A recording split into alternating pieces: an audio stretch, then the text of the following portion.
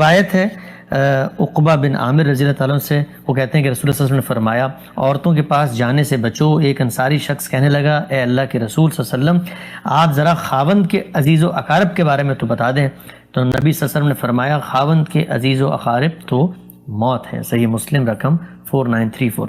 اسی طرح سے رسول اللہ صلی اللہ علیہ وسلم کا ایک اور فرمان ہے، کوئی بھی عورت کسی مرد سے محرم کی موجودگی کے بغیر خلوت نہ کرے۔ اور ایک اور روایت میں پڑھ دیتا ہوں، وہ یہ کہ دیور تو موت ہے۔ تو اس سلسلے کی بہت ساری روایتیں ہیں۔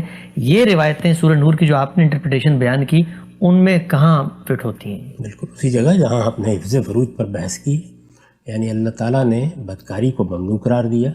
اس کے لیے جو اللہ تعالیٰ کی طرف سے ہدایت کی گئی، وہ ہدایت یہ تھی کہ شرمگاہوں کی حفاظت کی جائے۔ میل ملاقات کے عمومی مواقع پر ہم نے اس کی پوری تفصیل بیان کی۔ اس کا ایک لازمی نتیجہ یہ ہے کہ ہر شخص کو یہ تلقین کی جائے کہ خواتین کے ساتھ الگ سے خلوت میں بیٹھنے سے اجتناب کیا جائے۔ یہ سد ذریعہ کی ہدایات ہے، ہر آدمی کرے گا۔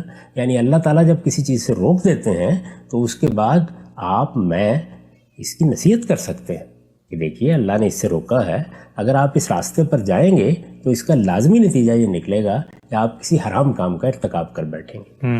اس کو اصول کے طور پر سمجھ لیجئے، یعنی جن چیزوں سے اللہ تعالیٰ نے روکا ہوتا ہے انہی سے متعلق سد ذریعہ کی ہدایات کیے جاتی ہیں۔ سد ذریعہ کیا ہے؟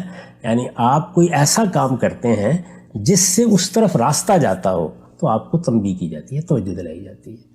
عورتیں محرم کے بغیر سفر نہیں کریں گی، ظاہر ہے اسی پہلو کو ملحوظ رکھ کے کیا۔ یعنی اگر وہ جائیں گی، راستوں میں قیام کریں گی، قافلے پڑاؤ ڈالیں گے، رات کو لوگ سوئیں گے تو ہو سکتا ہے کسی پر کوئی تہمت لگ جائے، ہو سکتا ہے کسی خرابی کا اس میں اندیشہ ہو۔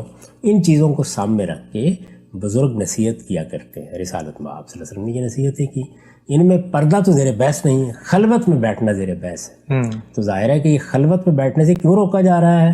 تاکہ بدکاری کا، زنا کا راستہ نہ کھلے اور خلوت میں بیٹھے ہوئے کسی خاتون کو دیکھ کر اس پر کوئی تہمت لگانے کی جسارت نہ کرے۔ تو اس میں جب آپ ایک خاندانی ماحول میں رہتے ہیں، آپ کی شادی ہوئی ہے، بیاہ ہوا ہے، ایک خاتون کی حیثیت سے آپ اپنے سسرال میں ہیں، تو وہاں سسرال کے رشتہ دار زیر بحث آئیں گے نا۔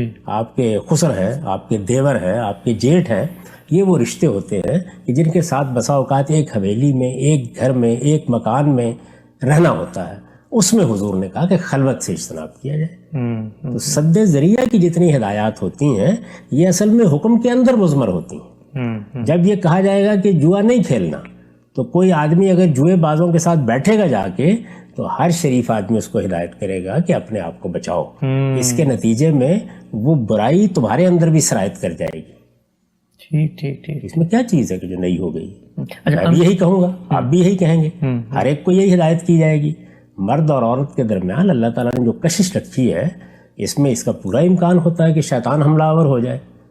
تو آدمی کو خود بھی اپنی حفاظت کرنی چاہیے اور ایسے اقدامات سے بھی اجتناب کرنا چاہیے جس کے نتیجے میں یا تو وہ کسی برائی میں پڑے گا یا برائی میں نہیں پڑا تو کسی تہمت میں مبتلا ہو جائے گا۔ کیا ہوا تھا اس وقت؟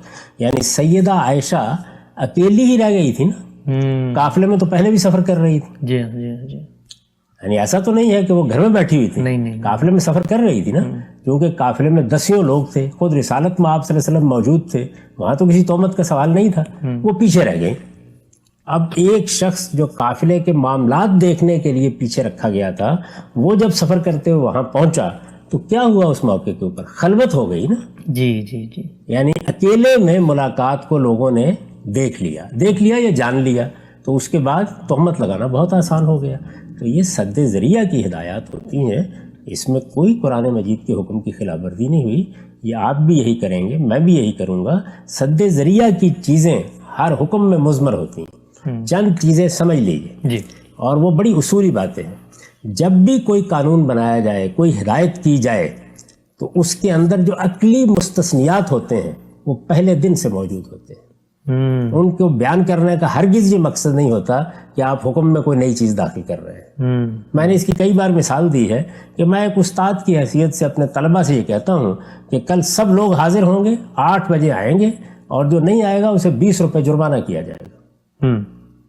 اس میں یہ پہلے دن سے جب میں نے یہ الفاظ بولے ہیں اس وقت سے یہ استثناء موجود ہے کہ اگر کوئی طالب علم بیمار پڑ گیا اگر کسی طالب علم کا راستے میں حادثہ ہو گیا، اسے اٹھا کے اسپتال پہنچا دیا گیا، پھر اس کو بھی کیا 20 روپے جرمانہ ہوگا؟ نہیں۔ تو یہ عقلی مستثنیات ہوتے ہیں، یعنی جب ہم کوئی جملہ بولتے ہیں، کوئی حکم دیتے ہیں، کوئی ہدایت کرتے ہیں، تو وہ مستثنا چیزیں جو ہر آدمی سمجھ لیتا ہے وہ کلام کی پیدائش کے ساتھ ہی اس میں شامل ہو جاتی ہیں۔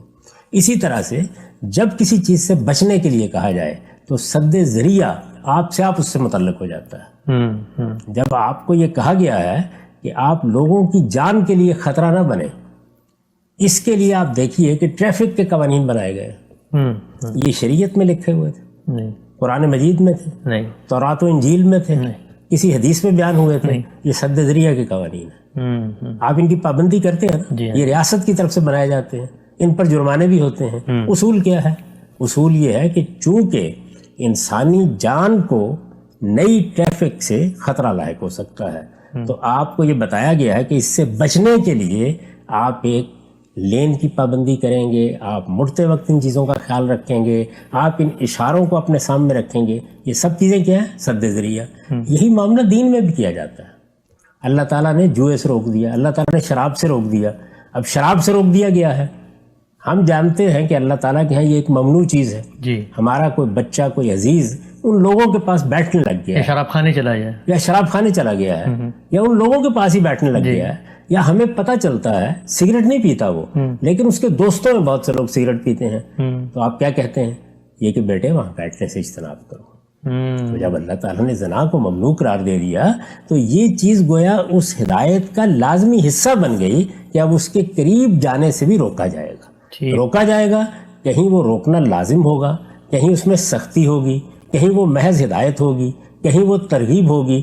ہمارے ہاں تمام چیزوں کو ایک ہی چیز میں رکھ کے بیان کر دیا جاتا ہے۔ تو رسالت مآب صلی اللہ علیہ وسلم سے یہاں دیکھیے کیا ہوا ہے، آپ نے اپنے طور پر کوئی ہدایت نہیں کی، لوگوں نے کچھ سوالات پوچھے، ان کے بارے میں ایک بزرگ کی حیثیت سے، اللہ کے پیغمبر کی حیثیت سے آپ نے بڑی اعلیٰ ہدایات کی ہیں۔ یعنی یہ بتایا ہے کہ بھائی اگر زیوروں کے ساتھ اس طریقے سے خلوت ہوگی، اگر جیٹھوں کے ساتھ اس طریقے سے خلوت ہوگی، اگر سسرالی اعزہ کے ساتھ اس طریقے سے خلوت ہوگی، تو دونوں اندیشے موجود ہیں، یعنی خاتون اور مرد وہ کسی برائی میں پڑ جائیں یا کم سے کم تہمت کا ہدف تو لازماً بن جائے گی، تو اس سے اجتناب کرنا چاہیے۔